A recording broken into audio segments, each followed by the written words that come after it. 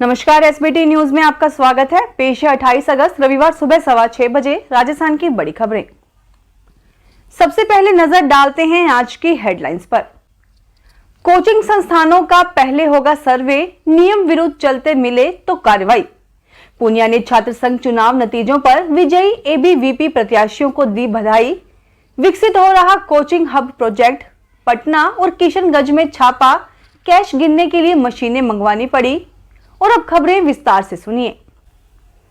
जयपुर शहर में अनियमित और नियम विरुद्ध संचालित हो रहे कोचिंग संस्थानों के खिलाफ जल्द ही कार्रवाई होगी। इससे पहले शहर में संचालित ऐसे कोचिंग संस्थानों का सर्वे किया जाएगा।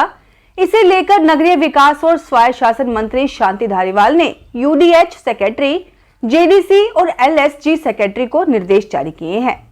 मंत्री धारीवाल ने ये निर्देश राजस्थान आवासन मंडल के आयुक्त पवन अरोड़ा के प्रस्ताव को मंजूरी देते हुए जारी किए हैं। जेडीए और जयपुर ग्रेटर और हेरिटेज नगर निगम अगले 7 से 10 दिन में सर्वे कर रिहायशी क्षेत्रों में आमजन के लिए परेशानी का सबब बन रहे ऐसे संस्थानों को नोटिस देने की कार्रवाई करेंगे। आवासन आयुक्त ने यूडीएच मंत्री को प्रस्ताव भेजकर बताया था कि जयपुर के गोपालपुरा बाईपास, लालकोठी, बापूनगर, सीकर रोड, विद्याधर नगर सहित अन्य क्षेत्रों में कोचिंग सेंटरों के अनियमित संचालन से स्थानीय लोगों को पार्किंग एवं ट्रैफिक की समस्या का सामना करना पड़ता है।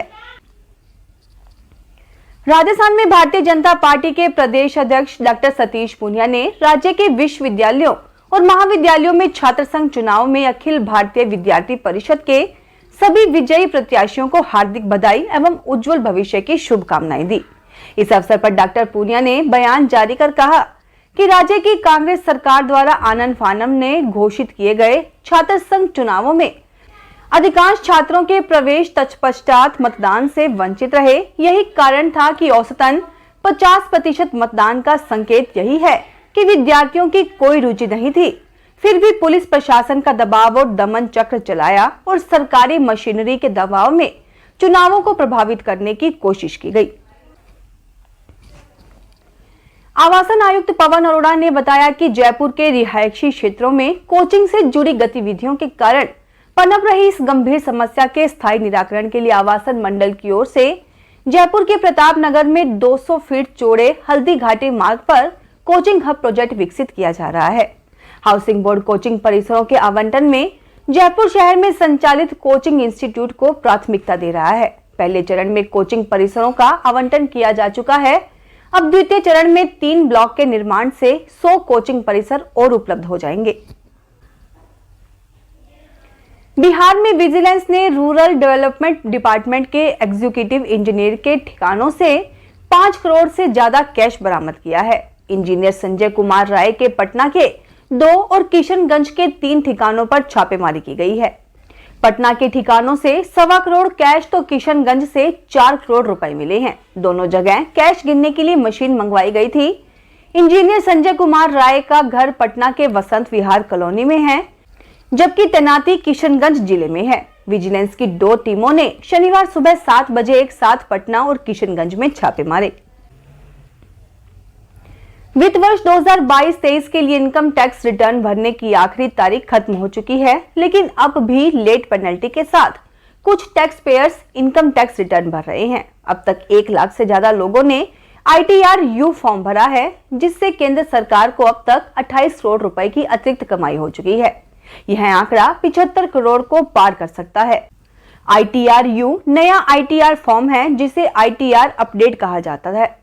जिन टैक्स पेयर्स को अपनी ITR में कुछ बदलाव करने होते हैं, वो इस ITR-U फॉर्म को भरते हैं। ऐसा करने से वो ITR फाइल करते समय हुई किसी गड़बड़ी को सुधार सकते हैं। जयपुर नगर निगम ग्रेटर में विवाद खत्म होने का नाम ही नहीं ले रहे हैं। पहले यज्ञमित्र सिंह देव के आयुक्त रहते महापौर व भाजपा पार्षदों का उनसे विवाद रहा। अब महापौर और आयुक्त के बीच सब कुछ ठीक चल रहा है, तो आयुक्त महेंद्र सोनी का अतिरिक्त आयुक्त प्रवीण कुमार से विवाद हो गया है, जिसके चलते आयुक्त ने उनके अधिकारों पर कैंची चला दी है। उनके DDO पावर आयुक्त मुख्यालय सोहन राम चौधरी को ट्रांसफर कर दिया है।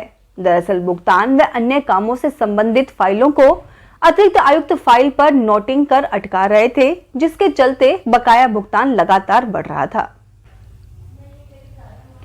झुंझुनू में बेमौसम बरसात और ओले गिरने से फसल नुकसान का दंश झेल चुके किसानों की क्लेम रूपी राहत के लिए आंखें पथराने लगी हैं। प्रधानमंत्री फसल बीमा योजना के तहत जिले के लाखों किसानों की रबी फसल का बीमा किया गया था, परंतु अभी तक किसानों को बीमा कंपनी ने क्लेम जारी नहीं किया है, जिसके चलते आर्थिक रूप से कमजोर लाखों किसान क्लेम के लिए बाट जोड़ रहे हैं। मुख्यमंत्री अशोक गहलोत ने कहा कि राजस्थान के 13 जिलों की खुशहाली के लिए केंद्र सरकार को ईस्टर्न राजस्थान कैनाल प्रोजेक्ट को जल्द राष्ट्रीय परियोजना घोषित करनी चाहिए, ताकि न केवल सिंचाई को पानी मिल सकेगा बल्कि पेयजल संकट भी समाप्त होगा। साथ ही बाढ़ के संकट से भी राहत मिलेगी।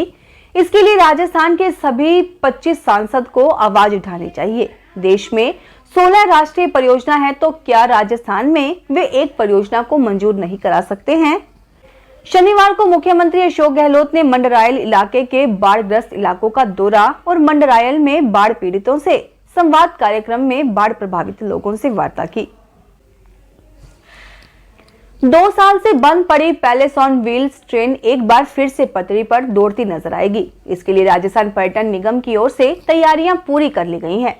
इसी साल सितंबर के अंतिम सप्ताह में शाही ट्रेन पटरी पर दौड़ती नजर आएगी। भारतीय रेलवे व आरटीडीसी के मध्य O&M मॉडल पर ट्रेन का संचालन होगा। इसके साथ ही सफर में कई नए स्टेशनों को भी जोड़ा गया है, जहां पर शाही ट्रेन का ठहराव होगा। राजस्थान के भीलवाड़ा में नगर परिषद क्षेत्र में single use plastic task force द्वारा शहर में सिंगल यूज प्लास्टिक प्रतिबंध की अवहेलना करने वालों से 2,97,700 रुपए का जुर्माना वसूल किया गया है। केंद्रीय प्रदूषण बोर्ड क्षेत्रीय अधिकारी विनय कट्टा ने आज बताया कि शहर में चलाए गए अभियान के तहत 63 दुकानों संस्थानों पर 2,92,700 रुपए के चालान कर जुर्माना वसूल किया गया है एवं 700 किलो प्रतिबंधित प्लास्टिक सामग्री जब्त की गई है। राजस्थान के राजस्व मंत्री रामलाल जाट ने विभाग के अधिकारियों को विवेकाधिकार और व्यवहारिक ज्ञान से राजस्व के लंबित प्रकरणों का निस्तारण करने के निर्देश दिए हैं। श्री जाट शनिवार को श्रीगंगानगर कलेक्ट्रेट में एक बैठक में आज यह निर्देश दिए। उन्होंने विभागीय योजनाओं की समीक्षा करते हुए कहा कि मुख्यमंत्री अशोक गहलोत की मंशा के अनुसार कार्य किए जाएं, ताकि आमजन को अधिक से अधिक राहत मिल सके। उन्होंने राजस्व न्यायालयों में लंबित प्रकरणों का निस्तारण निर्धारित अवधि में करने के निर्देश देते हुए कहा कि अधिकारी उन गांवों को चिन्हित करें जहां अधिक प्रकरण हैं। राजस्थान में झीलों की नगरी उदयपुर की अंतर्राष्ट्रीय ओपन वाटर स्विमर झरना कुमावत ने अपनी 5 सदस्यीय रिले टीम के साथ इंग्लिश चैनल पार कर एक बार फिर विश्व में प्रदेश का नाम रोशन किया है। झरना ने हाई टाइड एवं खराब मौसम के बावजूद खतरनाक समुद्री रास्ते को पार कर अपने जज्बे व जुनून से सफलता पाई। फिलहाल इस बुलेटिन में इतना ही, फिर हाजिर होंगे और बड़ी खबरों के साथ।